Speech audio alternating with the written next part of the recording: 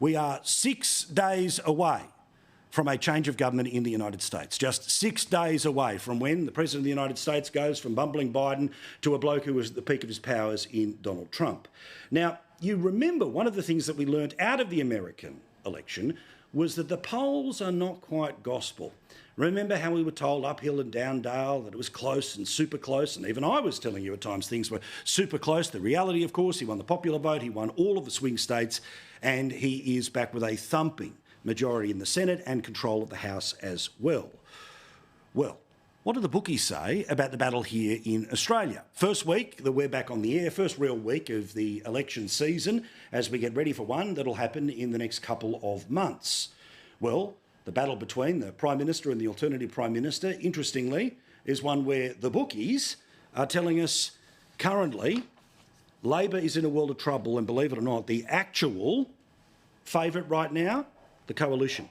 Let's have a look at a whole collection of the bookies that have put their numbers forward. Labor currently is $2.10 and the Coalition is the favourite according to Sportsbet at $1.72. The same margin for the people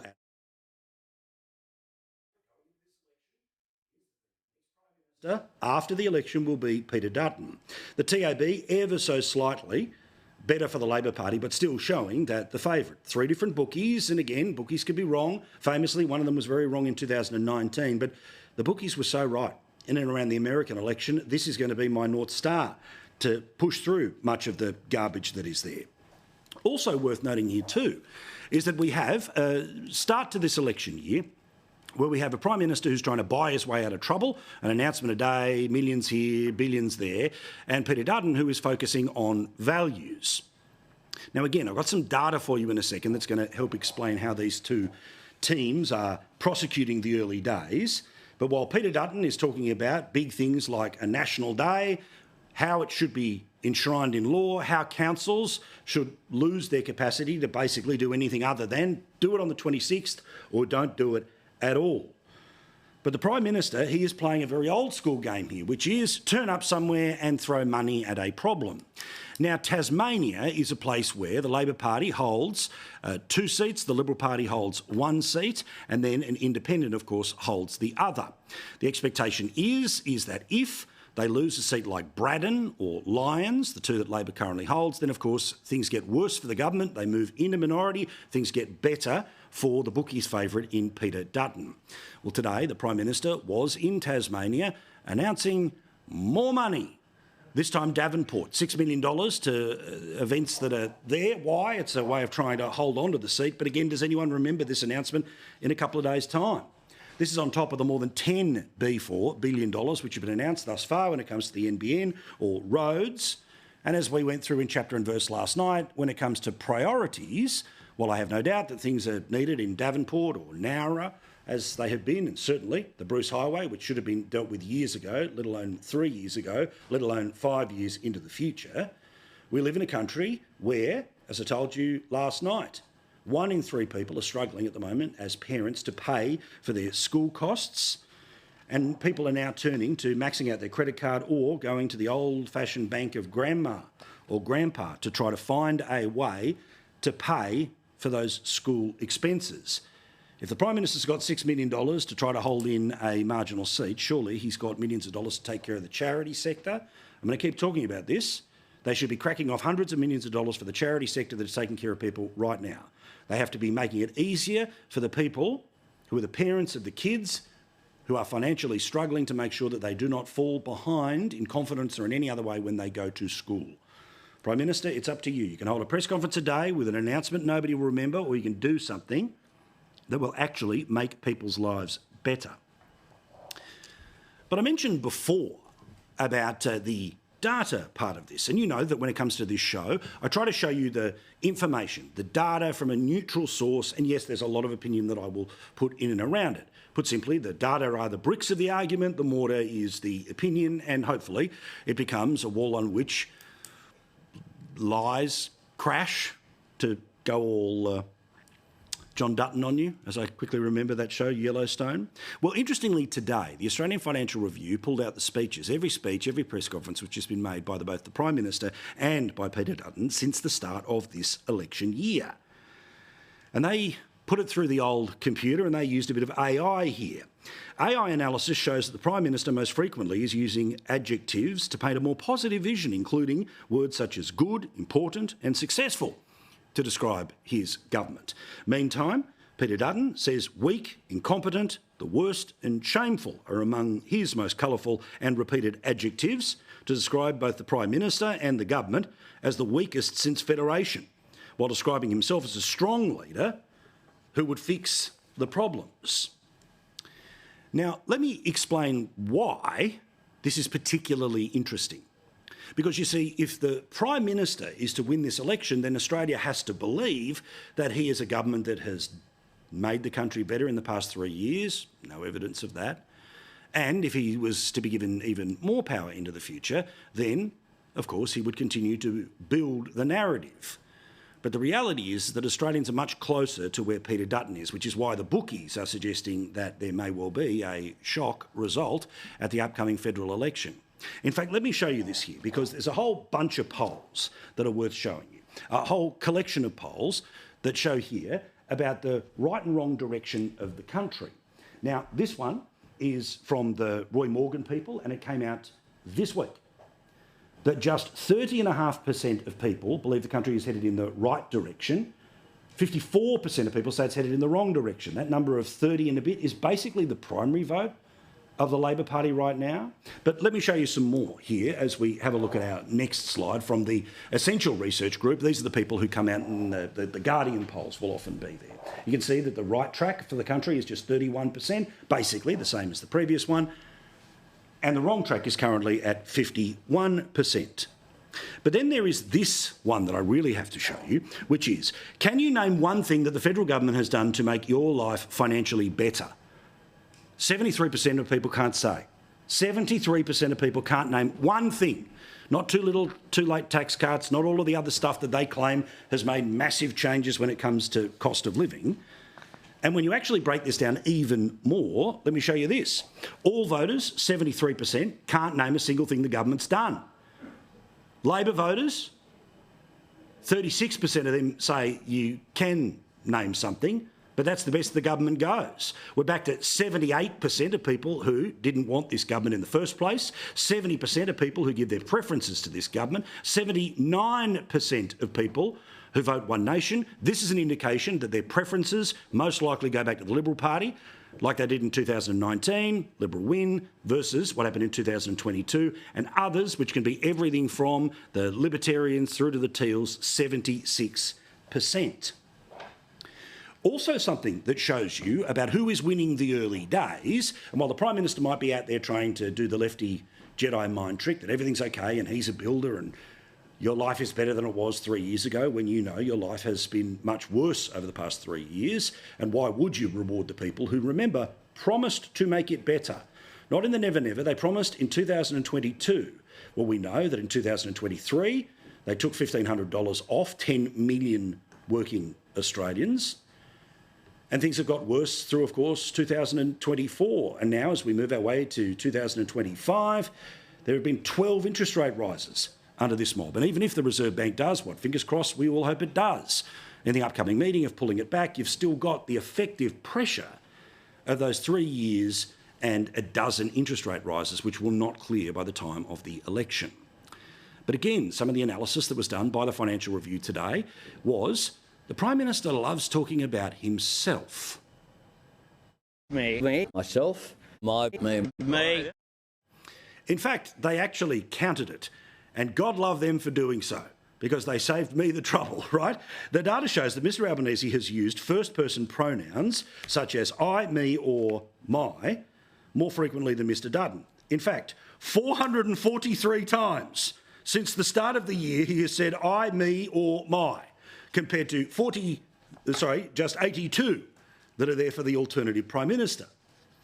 Which brings us to the analysis, again inside this article, but a person who will be a guest on this program once the tennis is done and we get up into the full run towards the election. Sunday nights, by the way, is going to be a particular focus when Kos Samaras and Michael Kroger are going to get right into the state of the race. And I don't just mean the polls, I mean the stuff behind the polls, the machine. It's going to be a big thing. Sunday night, each and every Sunday night here on Paul Murray Live. Well, Kos Samaras, of course, is a former Labor pollster He's helped the Teals out in the past, but he runs a polling mob called Redbridge.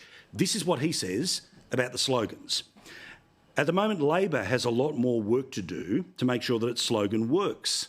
Kind of the same as my view, which is if the opinion polls are all saying the country's heading in the wrong direction, a government saying send us back because we've put it in the right direction, they're only where about a third of the country is. What's missing is meaningful policy action. The PM just doesn't have the ballast, being the policy record or reform. Put simply, that's a polite way of saying. Nothing got better in the past 3 years. What can he point to? Yes, he can point to some rather significant legislation when it comes to things like public housing. He can point to too little, too late tax cuts, but remember the people most in need of those were the people who got the least. People on $45,000 a year were getting $14 a week. Oh, but we've done something about power bills. Wasn't the promise by 2025 they'd be down by $275? Well, of course, they have gone way up. And inflation is only being artificially held down by government handouts that mean $300 a year, or more importantly, $25 a month is being knocked off the bills, not by reducing the cost of the electricity, but just by paying the electricity companies to knock $25 a month off your bill. Meantime, Mr Samaras says about Peter Dutton and his start to the year, his messaging, how his messaging matches up with the polls, matches up with the bookies, and matches up with the mood of the country. The same part of the country that turned on the Liberal Party just 3 years ago, that turned on the Labor Party, 12 years ago, that turned on John Howard back in 2007, that sliver of Australia, 5 to 10%, that flipped one way or the other. Dutton is tapping into an underlying sentiment that the country seems rudderless, and Albanese is not a strong leader. The mindset that the next 5 to 10 years are very uncertain, and in those times you need a strong leader. Dutton's slogan, which of course is putting the country back on track, capitalises on a lot of low-hanging fruit. But as always, my friends in the press gallery, oh, don't they love this program, and have for the better part of 15 years. Now, occasionally there are some exceptions, and I'm sorry to throw them all in together, but generally speaking, 7 out of 10 are all cheering for this government to find its mojo. And while I am an opinion host, and you expect opinion to come from me, it is weird when people who claim to be independent reporters tell us pretty obviously which side they're going to be batting for. Now, a significant figure in news over at Channel 10 is Hugh Rimmington, formerly over at Channel 9. And he's sort of in and out of the political sphere at the moment, but he decided not to write on the 10 website, but to write on the Turnbull Times today, giving free advice to the Prime Minister about how he could save his backside. Why would any independent journalist be sitting and telling one side of politics how to win, unless, of course, they want that team to win? Anthony Albanese couldn't sell a schooner to a shearer. And there's plenty of criticism in the article, but he says, what would Nick Xenophon do? Put simply, more stunts, and that's the way that he would be able to connect with people. And presumably, if he was able to connect with people, then his message would start to work and he would win an election. Again, I never hide that this is an opinion program. It's been loud, proud and strong for as long as we've been on the air, and all my life before and after. But these people are the ones who look down on programs like this, who look down on viewers like you who have strong opinions, who look down on this channel for having strong opinions. Once the sun starts to disappear at 5 o'clock in the afternoon, all the way through to reader at 11 o'clock. But that's a taste of the people who are going to be, well, the independent arbiters of what the news of the day is. One who's telling you over at Channel 10 that he'd really like a closer fight because, God forbid, Australians got rid of the greatest Prime Minister of all time. Now, there was one message also that came out of the American election, which, we knew from mid-July, was how Donald Trump was going to win. And it was his response to the assassination attempts, but more importantly, fight, fight, fight. Fight, fight, fight. Don't muck around, don't buggerise around on the edges, don't suck up to the usual people who are always going to have a crack at you. Take a position and defend it. Well, interestingly, we know that when it comes to this election coming up in just a few months' time, that one of the X factors that Labor desperately needs to be able to return itself to power are their mates in the Greens. Now, despite the fact that from every now and then they like to pretend that they are fighting with each other, Labor will lose any shred of environment and credibility it still thinks it has. In some cases, it's just immaturity and spite from the Greens spokesperson. This Prime Minister is so desperate to detract and distract from Labor's complicity and backing of the invasion. Enough is enough. but what a lovely fake fight. Because when it comes down to the existential question of who do you believe should end up in Parliament, the Labor Party says the next best option after them is the Greens, and the Greens always say the next best option after them is the Labor Party. Preferences are the only reason that the Labor Party is able to defeat the coalition. Big question is... And the scenario here, which will inevitably be playing itself out at the next election, is that those Greens' preferences, despite all the fights, will of course head their way towards the government. But an example of fight, fight, fight, win, win, win. Bugger what the cheer squad in the press gallery is giving its free advice to Albo about how to re-find his mojo. Julian Leeser has decided to put it right front and centre that there is an existential threat to the country right now and its social cohesion, and it is the Greens. Now, it's not just on the matters of anti-Semitism, but principally that is his driving force here. But we also know the economic policy, where they don't know the difference between turnover and profit, let alone social policy and all the rest of it, that these are all reasons why the Labor Party has to put the Greens last. And if they don't put the Greens last, then they are endorsing the worst of the Greens. Because if in every single seat in the country, the Labor Party thinks that the next best thing to them is the Greens, rather than viewing the Greens as the threat they claim them to be, meaning you would put their preferences last in order to guarantee as few of them get elected to Parliament as possible, well, that would, of course, require a lot more stones than the Prime Minister has. Thankfully, people in the opposition, thankfully specifically people like Julian Leeser, don't care. They say this is about morality. The most important thing that we can do is actually to change the government of the country at the coming federal election, because this government has been appalling.